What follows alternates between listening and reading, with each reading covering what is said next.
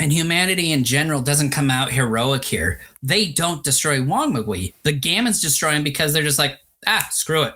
We can't control him. We're abandoning this mission. What? Like, I mean, there's just so much that's wrong with this. Like, you're space aliens who are able to travel from planet to planet through outer space. So therefore, like, you don't think your spaceship is at least powerful enough to, like, intimidate, scare, maybe even do some destruction itself. You don't have a backup plan of any sort. Welcome to Go Kaiju Show, where we have a healthy obsession with kaiju, and we are getting ready to enter our 16th year of podcasting. We're at it again. We continued where we left off in August. I am your co-host, Kent. With me is your other co-host. Yes, I am your other co-host, Jason. How's it going, peeps? So I remember when we were doing Three Treasures back in August, and I remember saying it then, and I don't know if I had said it even in any other podcast prior to that. We're continuing this trend of mediocrity, if not bad films. Yeah. I remember clearly saying last year, 2025 was maybe the worst year for us in terms of podcasting due to, again, the mediocre bad stuff we were covering. We're starting 2026 off, and it's just like, hey, you haven't left. But you know what? Looking at what we kind of have left to cover minus shows, I don't know if they're going to be as many good movies anyways to cover. But you know what? Here's the thing. And for those of you confused as to what the hell I'm even talking about, first and foremost, we're going to talk about Space Monster Wangmagwi today. And also, I want to be perfectly clear before we even discuss this movie. Go check out the history of this film. Check out its production. Check out its reception.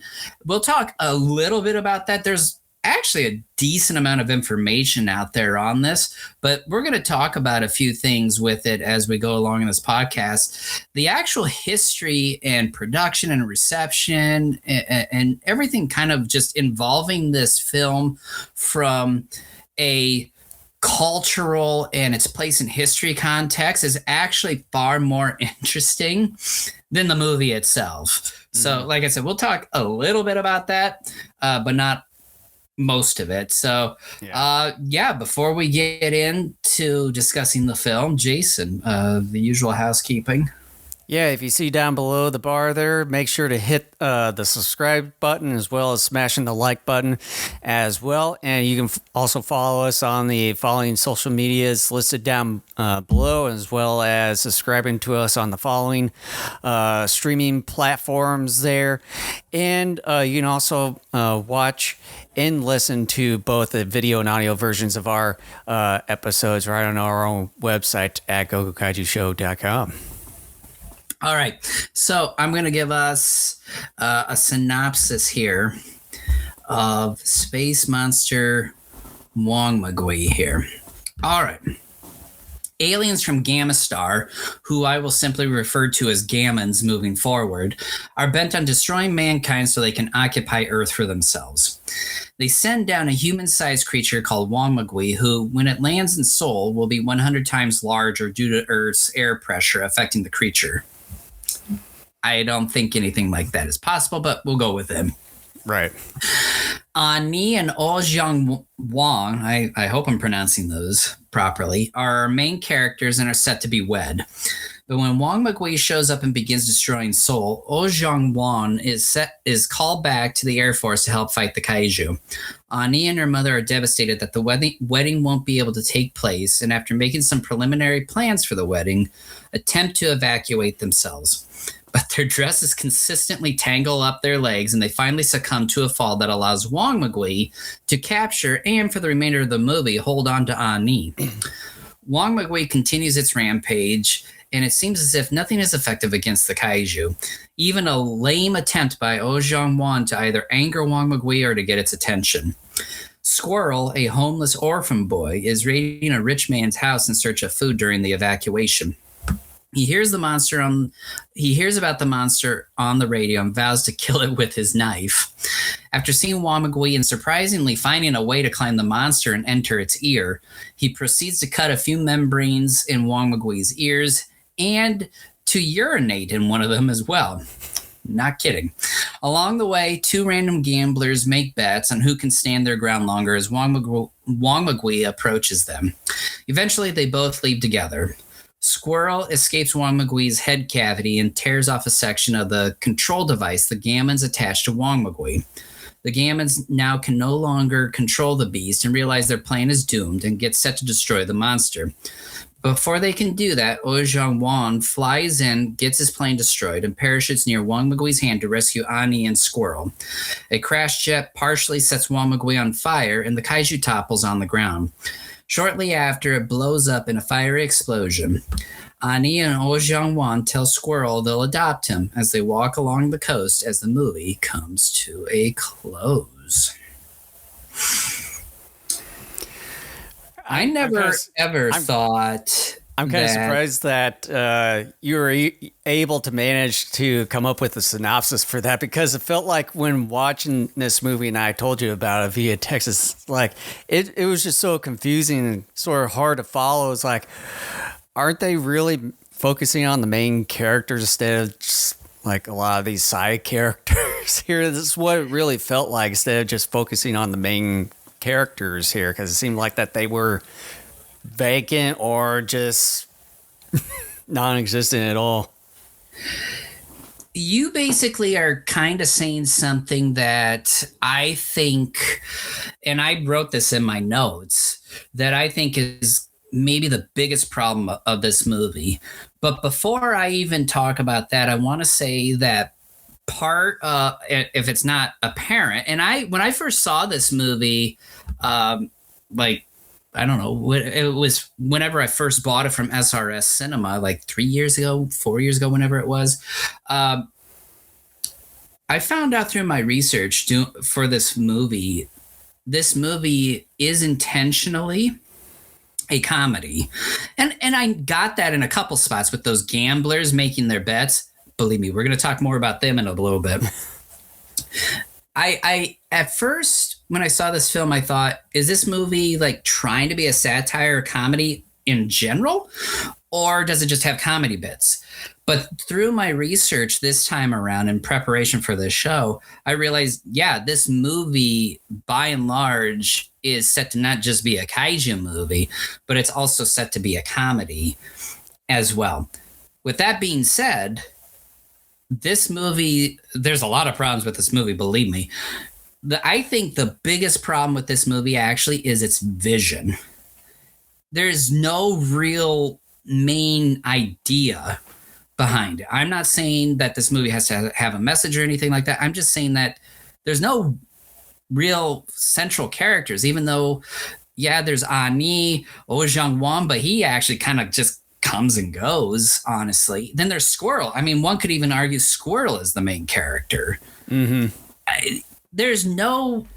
It's almost as if some amateurs came together at a Seoul movie studio, said, hey, we want to make a monster movie. And, they're like, okay, like Gamera, Godzilla are popular. In fact, they reference King Kong several times in this movie. Mm-hmm. So obviously King Kong is big in South Korea. And they're like, we want to cash in on this. And it's just like, here's some money, go do whatever. And instead of having some sort of pre-production planning and stuff, they're just like, screw that. Let's just start making the thing. And whatever we make is the film itself. There's no focus. There's no vision here. Yeah, because when you mentioned about being comedy, after you did some research on it a bit more, and before you gave me some of that research and stuff, I didn't even realize it was comedic. I thought it was supposed to be serious. And I did too, yep. Some of these, the two homeless guys, or I think maybe just one homeless guy. They're both gamblers, whichever. It's like it just felt very random that they were in there, and they were just focused on a bit too much compared to the main characters. It almost seemed like that they had almost 2 times the focus on them compared to the main characters throughout the entire film. And the film is just a little over 75 minutes, and that sort of tells you something. And then when it comes to this quote-unquote main character, this Nam-Kun Wong guy, like he was supposed to be in the military and all that, and I think he's flying a jet. If I remember it just like this movie sort of confuses the hell out of me when I was watching this, because like, is this some random guy or is it the main character supposed to be in this jet? But and then also when Wangmagwi is out and about, you have a few jets, sprinkled throughout the film, and when Wangmagwi is rampaging in that, you barely see any jets or military around. You only just maybe see 1 or 2 jets just kind of swooming down. And they didn't really do much of shooting with missiles towards Wangmagwi. They just sort of just had them loose. It's like sort of part of their plan, or they're part of the Gammon people, because the Gammon people are just basically humans with handmade helmets, very cheap helmets, and like really thin like silver clothing and all that. It was just really confusing, and the like whatever sound effects that they had, it's like it didn't really fit everything well. And I even put in my notes as far as practical effects and what have you. It just felt like it was all the building destruction scenes was filmed in a person's backyard. That's what it felt like to me. Well, let's talk about the elephant in the room for a second, because this, even though it finished filming later than Yongari, it came out 2 weeks before Yongari. So here's some interesting information I found and some comments I have. Like, those involved with the movie Yongari claimed that the crew of Wangmagwi plagiarized their movie. And while Wangmagwi finished filming later than Yongari, it reached theaters a bit before Yongari. As I watched this, I could easily see some parallels between the two films. You have an engaged or newly wedded couple at the center of our story, where the husband is called back into service for his country.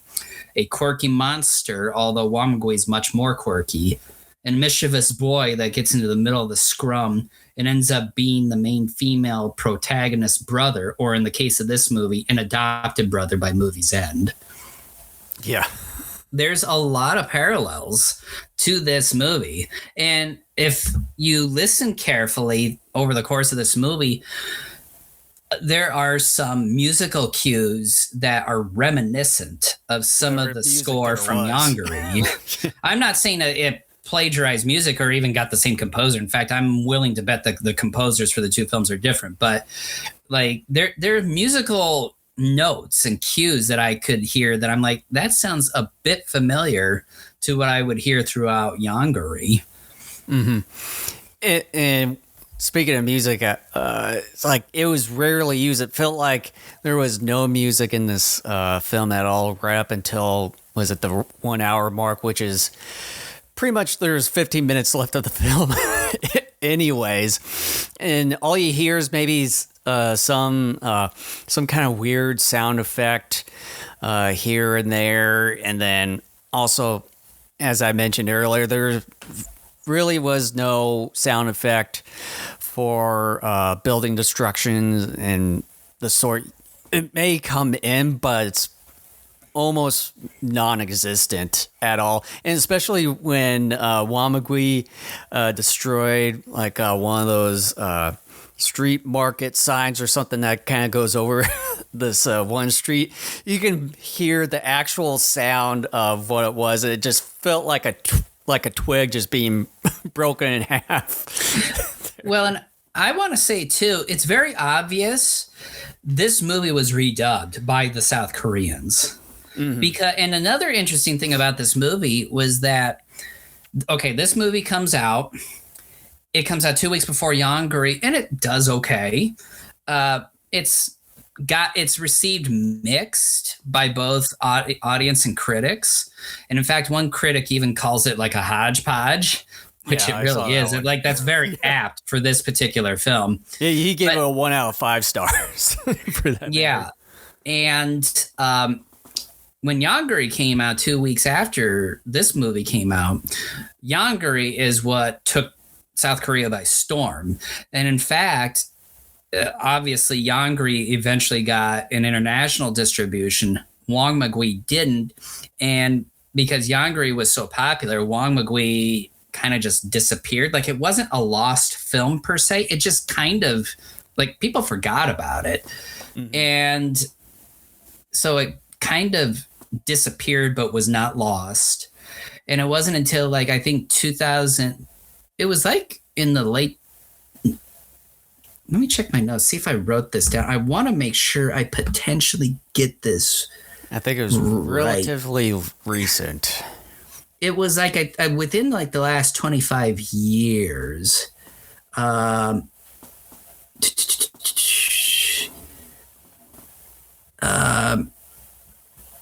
Yeah, it was like the very early part of this century.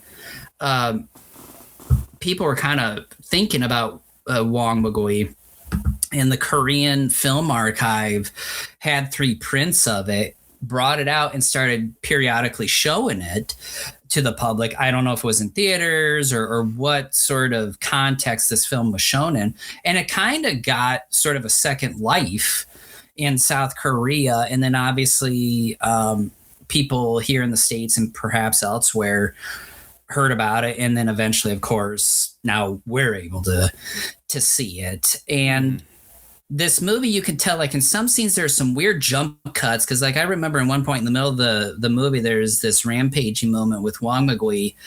And when the film cuts from one scene to the start of another scene with Wangmagwi doing some destruction, there's like a half a frame to a frame where Wangmagwi, like blink and you miss it. Like he's off in the distance, but then no, it's like a close-up shot of his hand. Like there's some weird edits, and I think there might have been film damage here. Don't quote me on that, but just because of how certain scenes transition at certain spots in this film, I wonder if there is some film damage somewhere. Mm-hmm.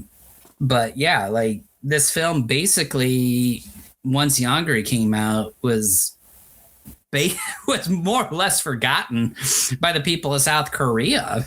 I can sort of see the reason why, because, you know, when you compare the two, obviously the Yongari one had much better story and better story flow and recognizable characters, and as well as kaiju and everything.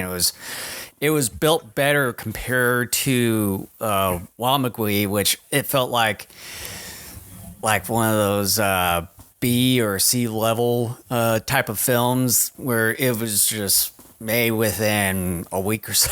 So, whereas Yongari, it had much more funding. Yeah. Things out. Yeah, there was one thing I wanted to talk about, and I kind of forgot. We'll just maybe go along here, and maybe I'll remember. We're probably not going to dive a whole lot into this. Probably not even going to get to an hour of discussion on this. Well, we'll kind of see how it turns out. But I found it interesting because here's the funny thing. I was thinking several days before I sat down to watch this movie, I'm like, I know there's a tokusatsu movie I watched one time where the movie opens with aliens in weird, like, silver suits. And I thought it might have been like Invasion of the Neptune Men, or like the one Sony Chiba space movie where he plays like a space superhero. And it was kind of funny when I put this movie in and I started it, I'm like, I was thinking of this movie. Like, it's just, and it starts off so great. It really does. Like, I remember the first time I watched it, and then even watching it for this film, because I had only seen it one time before, like I said, when I first bought it. And I'm like, kind of pulled in. I'm like, hey, cheap alien spacesuits and stuff. But I'm like, I dig this stuff because I love classic sci-fi films and all that. I love wacky spacesuits. I love outer space stuff. I'm like, all right, like, let's go. And then the movie, it progresses and you're like, oh. And not only that, the Gammons, considering how frequently we see them at the beginning of this movie, they disappear for a large chunk of this movie. Yeah. They're really not talked about throughout this entire movie. It's like you don't even have any sort of side story or something else that you didn't have the military finding out, or like one of the characters finding out that there's alien life forms. Although they sort of mentioned that there's something in space coming and all that stuff, but that was basically it. You didn't hear any mention of aliens, or you only see the Gammons in the beginning and pretty much the end of the film. That was they were pretty much non-existent except for obviously Wangmagwi there. And I remember now one of the things I wanted to discuss was that you're saying, I don't know what the main characters are. I don't know what the main point of this here. For a 75-minute movie, because this movie really has no clear vision to it, it ends up feeling long. It does, yes. Oh my God. 75 minutes. I would say when it comes to those two gambling guys, it felt like that was the longest part. It felt like it was a never-ending thing. Yeah, because again, I didn't remember a ton about it. And when they came on screen, like the first minute or two I was with, I'm like, these guys are kind of funny and stuff. I'm like, I'm digging. And then they kept going. And then they kept going. And I'm going, oh my God, they're not going to stop. And I don't know how, I want to say it went at anywhere from like 5 to 10 minutes. It no felt joke. More than that. But I think it actually was closer to 10 because I was paying attention a little bit to the timestamp, and I think it was closer to 10 minutes they were on there initially. And then the guys come back again, and it's a similar shtick. It's not, thankfully, not as long, but still, they overstayed their welcome because it's like, look, do this thing for like no more than a minute and a half and get on with it. And then when they sort of realize, oh, this is taking too long, then they bring in the kid named Squirrel for whatever reason. Then he pretty much overshadows them and kind of pretty much takes over the whatever remaining parts of the movie is, and it's funny enough when he has a knife, cuts like the membrane, you would think, after cutting one of them, you would think Wangmagwi would lose his equilibrium or something of the sort. He lost his hearing. He made him deaf. Like Squirrel says a couple times, he made him deaf. So apparently, I guess that those memories are supposed to be the eardrum or something of the sort. Yeah. And then just going through his nose with the like really thick nose hair, hairs and everything. And then the one thing I knew I remembered when I came back to this film was him urinating in Wangmagwi's ear. Like the first time I saw that, I'm like, what the hell is this? Yeah, I was sort of saying that to myself too. It's like, what the hell is going on here? It was just, that's probably one of the craziest things I've ever seen so far in a kaiju film is someone or some kid urinating in a monster's head. I know. It's just like that had never happened prior to this movie, and I 100% guaranteed it has not happened since and probably never will. It's just I watch, I'm like, there's no way he's peeing in his ear. Or in his head somewhere. And you know what's so stupid? Because obviously, like I said, King Kong is mentioned a couple times in this movie. And obviously, Wangmagwi holding on to Ani basically the whole movie, and she doesn't do jack shit after the initial 15 minutes of this movie, is an homage to King Kong. However, it contradicts what the Gammons said earlier in the movie, where they were saying Wangmagwi will destroy the earth. He will get his energy by eating people. and, continue to destroy the world so that we can inhabit it. Whatever. He never once eats a person. He steps on a guy, but he never really destroyed it. He didn't really destroy much of buildings for that matter. Maybe just like, I would say max a block. That's what it looked like to me. The destruction in this movie is fairly minimal. There are a few sequences that are pretty decent with some decent model work, but there's just not a lot of it. They cut away from the destruction scenes pretty decently to do some stupid people thing. And then you talk about another piece of scatological humor. Later on, these people are in a shelter area. Or a high-rise building. Something like that. And then the movie decides to focus on this guy who's got to take a crap. And I'm not joking. The movie focuses on this guy who's got to take a crap. He's spending 2 minutes or so looking for someone with a newspaper so he can go to a corner and take a crap. Not only that, but also a woman, I think, giving birth too. Yeah, but they spend more time on this guy taking a crap because they come back to him several times and he's making all these weird faces as he's trying to push a poop out. And then eventually, like later when we're getting closer to the end, something happens and he accidentally sits in it.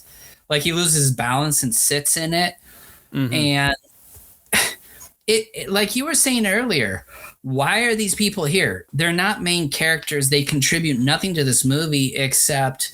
Look, I consider myself, a person who can be very immature and someone who would be willing to say and do things either for a podcast or a movie that I think are funny and stupid.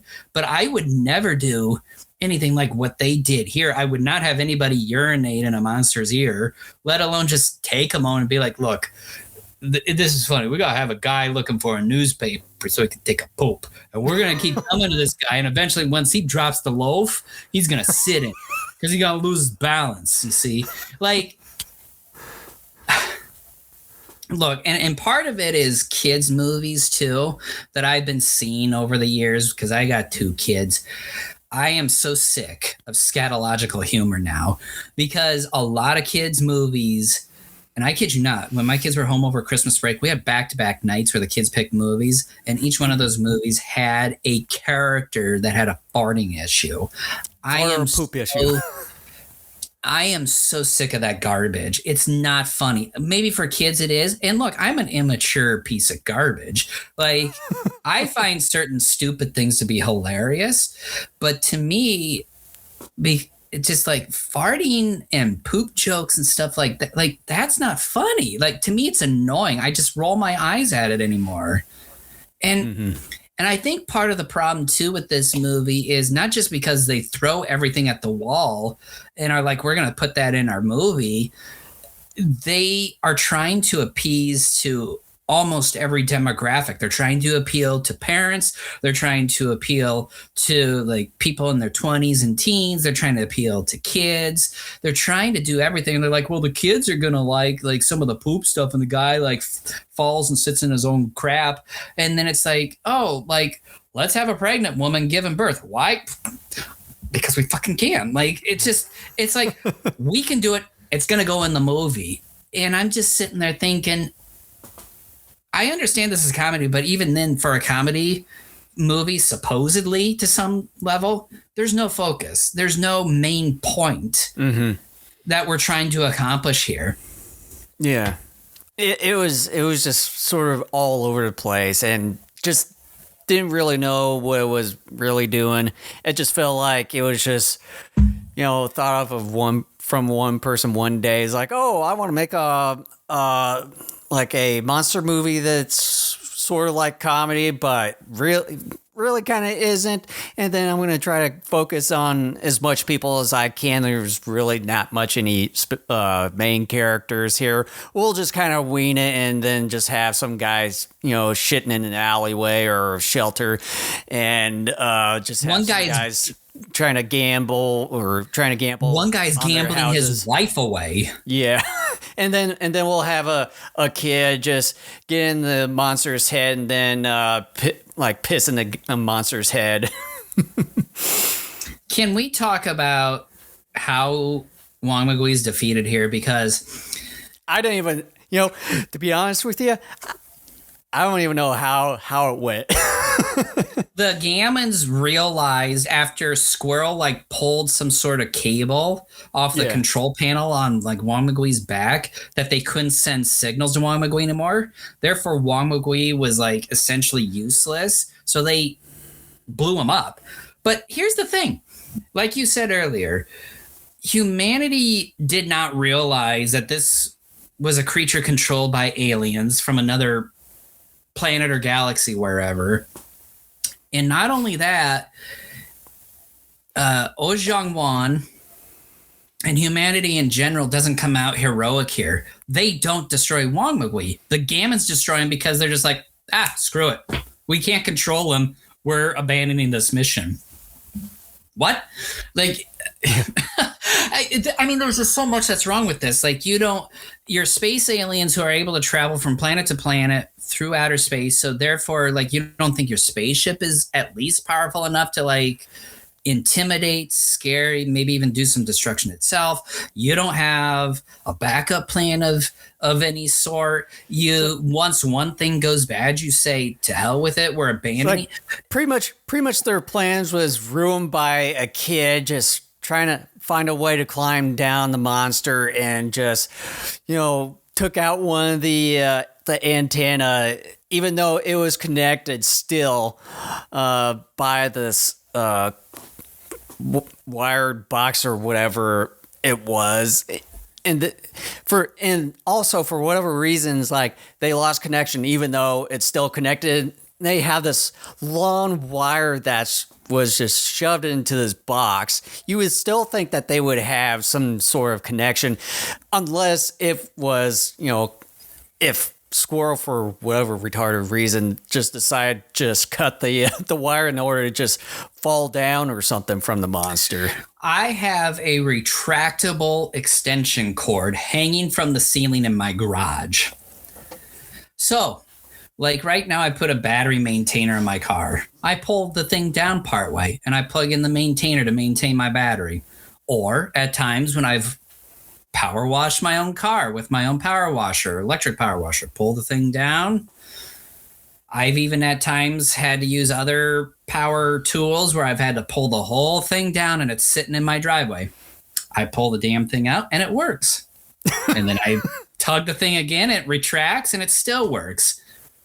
Apparently their cable is not as strong as my cable to just plug in my maintainer in the garage. Like it really makes you wonder how they're able to travel in space and everything.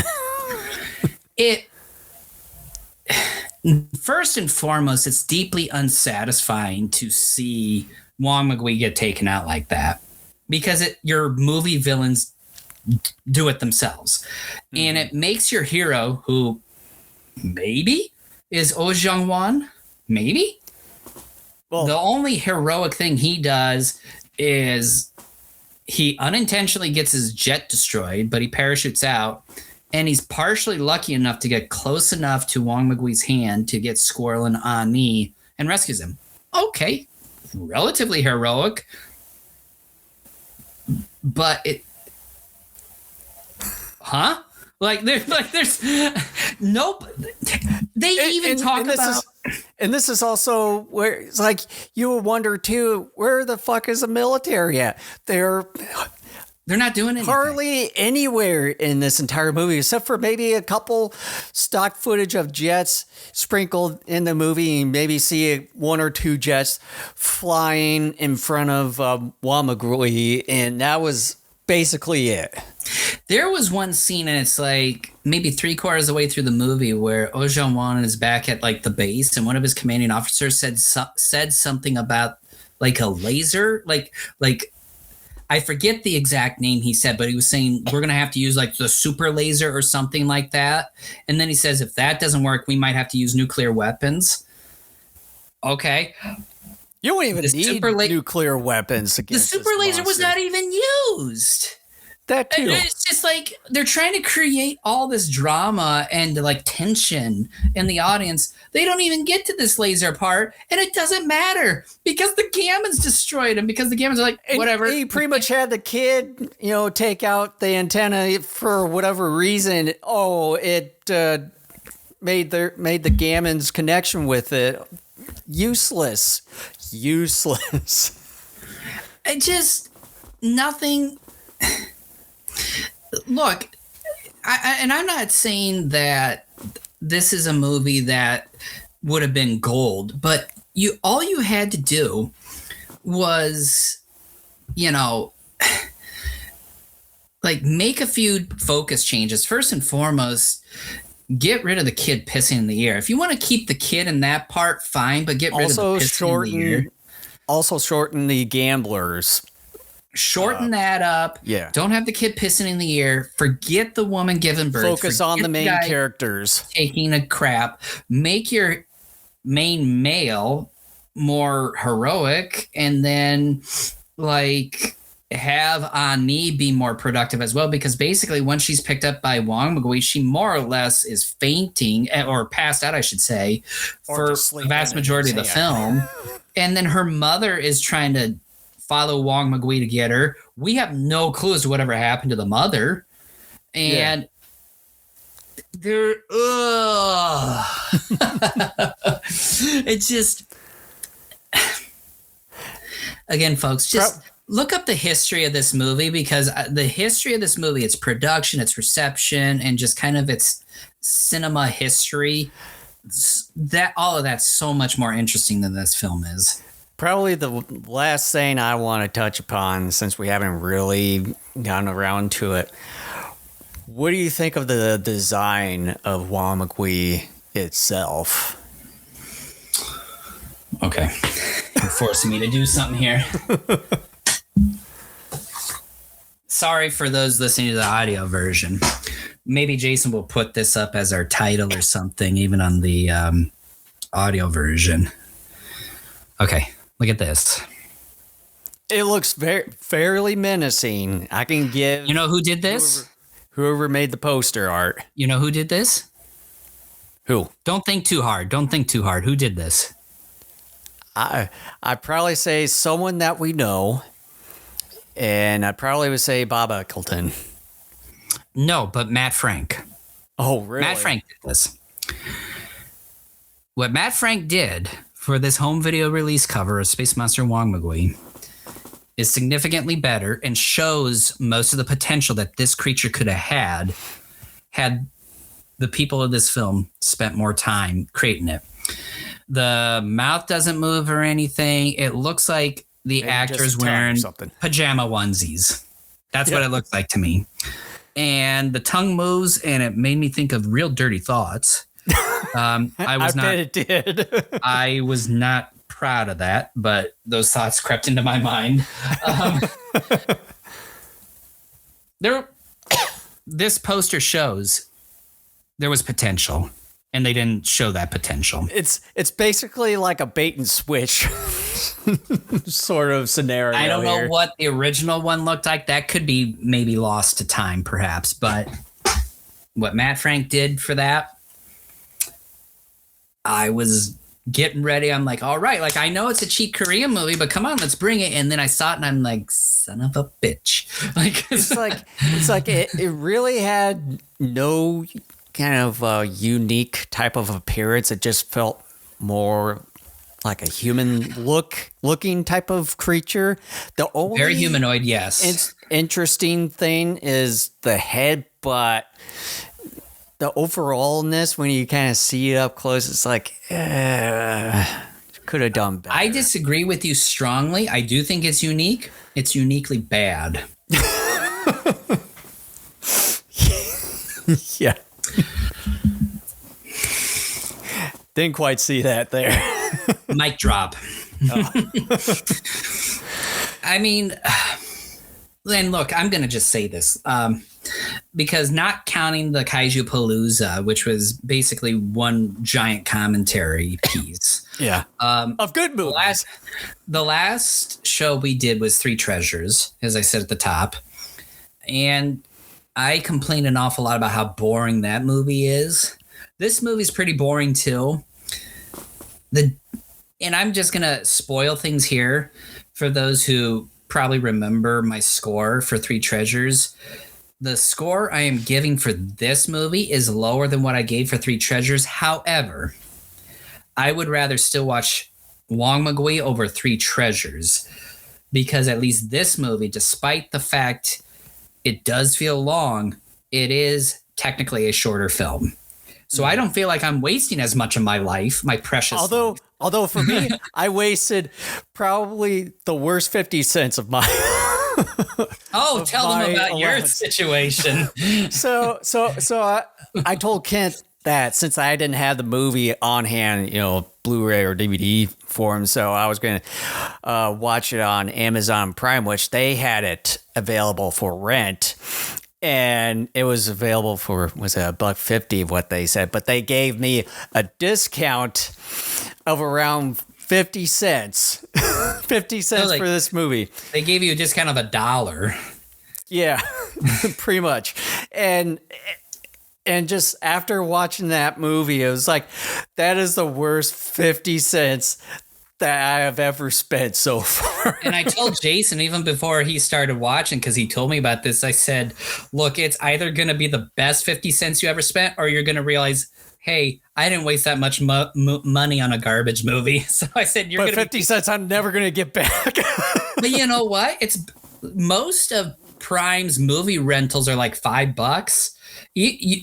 Even at its regular price, $1.50, it's almost as if they were screaming, please rent me. Like, but it's like 50 cents. Come on. Like, okay, yeah, the movie's real bad, but I wouldn't have been, to me, here's the thing. And I think I've said this on the show before, over the last 4 to 5 years, when we watch bad stuff, and unfortunately we're going to watch more bad stuff, and I hate it.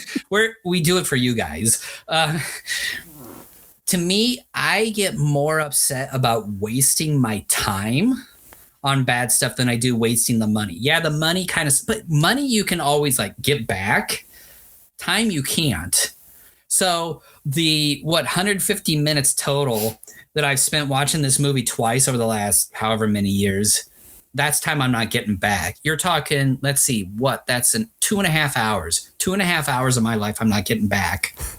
Okay, yeah. So I spent, I don't know, what was it? I spent anywhere between $25-$30 on this movie when it came out on SRS. Okay, sure, it was definitely overpriced, but I'm more mad about losing time of my life because I can get $30 back. The 2.5 hours, I can't. That's gone. Well, at least you would be $30 richer, though. Well, and look, let me just say this, though. There is a kind of a nice little perk with the Blu-ray. I don't think it was probably offered for your streaming thing. Probably not, no. But there is there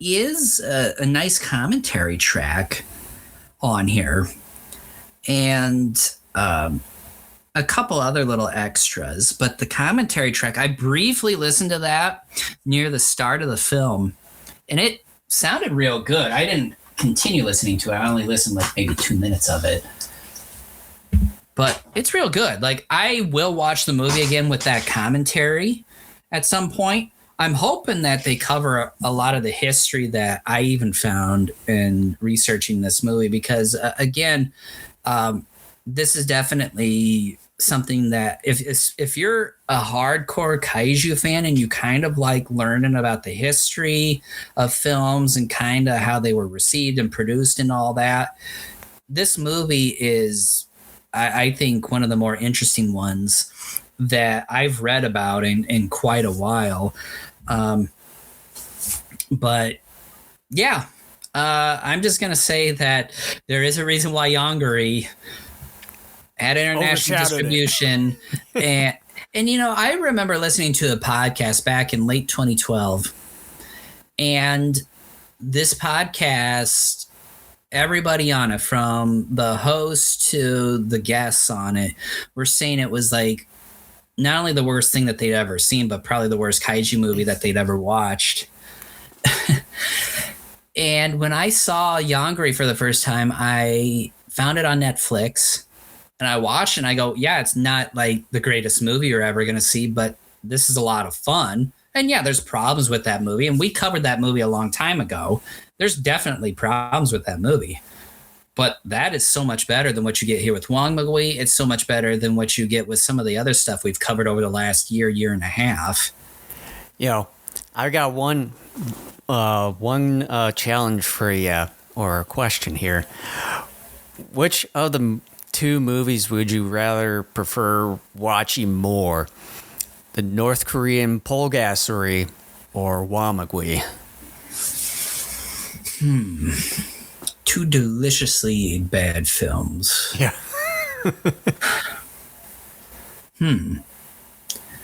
Like, Polgasari is a better made film, but it drones on in quite a few spots. Wangmagwi is amusing on some level. I would say I probably would watch. I would probably prefer Polgasari. Same here, because I think that obviously when comparing the two, the story's much more fleshed out in that, and you have the main characters pretty much throughout the entire film in that film compared to Wamagwi here, which it just felt like it was just a complete mess. Yep. So I think we're both just kind of exasperated by the whole experience. Let's go into final thoughts and just close this sucker out. It's under an hour. I think right now we're at like 35, 40 minutes. Well, according to my timer, since I started recording before we started here, it's at around 46, 45 minutes. So going to be probably the shortest show we've ever had. Yeah, so far. From what I've written down for my final thoughts is kind of what I pretty much mentioned earlier here. It says the film seemed like it didn't know what to do with the human aspect, not focusing on the main characters, but just unknown characters. Felt like I was watching something that was meant for a stage play. Military was really nowhere to be found during Wamagri's rampage. Sound effects was sorely lacking where it mattered, along with the music. And then the suit of Wamagwi was pretty basic, not quite appealing. Building sets were pretty good. However, the destruction scenes felt like they were filmed in someone's backyard. And then lastly, space aliens don't look too convincing for me. And my final grade for this one is a D-. D-. Okay, so I got kind of a decent length final thought here. Before I do some verbal defecating on the movie, I want to give Space Monster Wangmagwi some credit. Being that, other than a lost 1962 movie, it is the first true Korean kaiju movie made. It makes it a special experiment in kaiju filmmaking lore in Korean science fiction films. Unfortunately for it, it was immediately overshadowed by Korean science fiction. It was overshadowed by Yangri. I really messed something up there. And it was overshadowed by Yangri, who many people, critics alike, saw as a superior film. Yangri also saw international distribution, while Space Monster Wangmagwi was looked upon, as one critic said at the time, a hodgepodge of a film. It quickly became so obscure that many believed it to be lost until the Korean Film Archive released 3 known prints of the movie. Space Monster Wangmagwi enjoyed a bit of a revival in the early part of the 21st century with occasional viewings of the movie across South Korea. While not really celebrated amongst film scholars, some have looked at the movie as a bit of a cultural artifact, using certain metaphors to illustrate moments of the people of South Korea that the people of South Korea faced during the Korean War. That's giving this movie way too much credit. Yeah. But now on to my thoughts. I think it's very telling that South Koreans gravitated towards Yangri rather than Space Monster Wangmagwi. I, too, will easily state that Yangri is a better film in every conceivable way than Space Monster Wangmagwi. The movie, despite trying to cram in so many different elements to please a wide audience, ends up pleasing no one. It becomes very obvious as I watch the movie how the movie was segmented in order to appease a different demographic within the audience. Not only does the result fail, it damages the movie's pacing and makes the story and character work a waste of a person's time, especially given that the Gammons ultimately are the ones that destroy Wangmagwi, which is a damn shame given that the movie starts off so promising and ends up being incredible dull as it rolls on. Characters are bland stereotypes of their gender and age. Ani is a helpless, fragile bride-to-be, Squirrel is a mischievous boy, and Oja Wan is a stoic male soldier that saves the aforementioned characters right before Wangmagwi dies, making him, in a small way, heroic. The gamblers were funny in the first minute or two, but their on-screen time is beyond annoyance. The plot is very basic, which isn't to say it's bad, but with how the story was written, it becomes incredibly uninteresting and stilted. The model work is pretty decent, but the destruction of those models leaves a lot to be desired. For the general kaiju fandom, Space Monster Wangmagwi really should only be a curiosity, only to be celebrated only for its historical relevance in the annals of kaiju movies and Korean kaiju films. It's not very well made, even though there was some effort here, but at best this is a movie only to be watched every 5 or so years. Otherwise, for most kaiju fans, one viewing is plenty to simply be able to say you watch an obscure, thought-to-be-lost South Korean kaiju film. And I, too, gave it a D-. All right. All right. So, with that being said, we will be coming back. When did we say? The 31st? Well, it's not going to matter anyway since we're not live or anything. So we'll just kind of go by whatever time is best for us. Because I think, was it next week? You guys are out of state for. Well, we're around, but we're leaving Martin Luther King Jr. Day.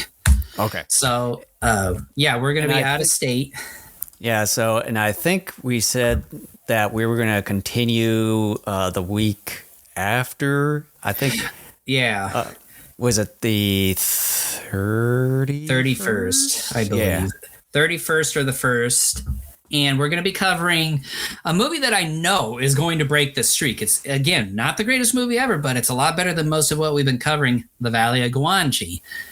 And then, unfortunately, we kind of dip our toe back into the garbage bin with Reptilicus after that. So, no rest for the weary here. Yeah. But at least there is a mild reprieve with Valley of Gwanji. And that's something Jason and I have been talking over a little bit. We will eventually, I think, here within the first few months, begin watching a tokusatsu series. We're just not exactly sure what that will be yet. One of the Super Sentais or Kamen Rider shows. Yeah, so we're doing the next 2 movies. Like I said, Gwanji and Reptilicus. Probably after that is maybe when we'll start doing a series. And depending upon the series, we're either going to do it in blocks or we're going to watch it all and cover it all in one show. But if it's Sentai or even one of the Kamen Rider ones, chances are we're probably going to have to cut it up into segments. Because the Sentai ones are usually decently long. And like Kamen Rider V3, if we were to go that route, which is the direct sequel of the original, that one, if it was like 35 or 39 episodes, I forget. I think we had something else. I think we had one of the fairly recent Kamen Rider. I think Geats. Which I know, yeah, Geats or something like that, because I know those are like fairly moderate as far as the amount of episodes, because like today's tokusatsu stuff usually kind of run around in the 20s as far as episode count. What I got on my notes is we have yet to cover the Japanese version of King Kong versus Godzilla. I think you have that now. Yeah, I've got the was it the Criterion Collection, that big booklet, which does have the Japanese version, because I know a long time ago you had like a bootleg of the original Japanese version, and I thought you gave that to me, but for whatever reason, I don't know, you actually got rid of it, or if I had it in my possession somewhere, like I just got lost in time or something of the sort, but at least I got it now. And so we're not exactly sure how we're going to do the shows, but one thing we could do potentially is either after Reptiligus do King Kong versus Godzilla and then talk about a show, or start a show after Reptiligus and then do some other shows like King Kong versus Godzilla, or some commentaries. Like we want to finish the Jurassic World commentaries. That's an idea. Or do some other movies as off screen we are doing a show. So that's an idea as well, to where we could work on a show and then either do it in large chunks or do it all together after a month or two, however long it takes us to get through a show. So we're not exactly sure how we're going to approach that just yet, but it's an idea, and we'll kind of let everyone know once we get closer to all that. Yep. And before we close out here, if you haven't done so, make sure to hit the subscribe button down below, and make sure to smash the like button as well. And you can follow us on the following social medias shown below on the bar there, as well as subscribing to us on the following available streaming platforms there. And you can watch and listen both video and audio versions of our podcast episodes right on our own website there at gogokaijushow.com. All right. Thank you so much for joining us, and we'll see you in a couple of weeks. And we'll catch you guys next time.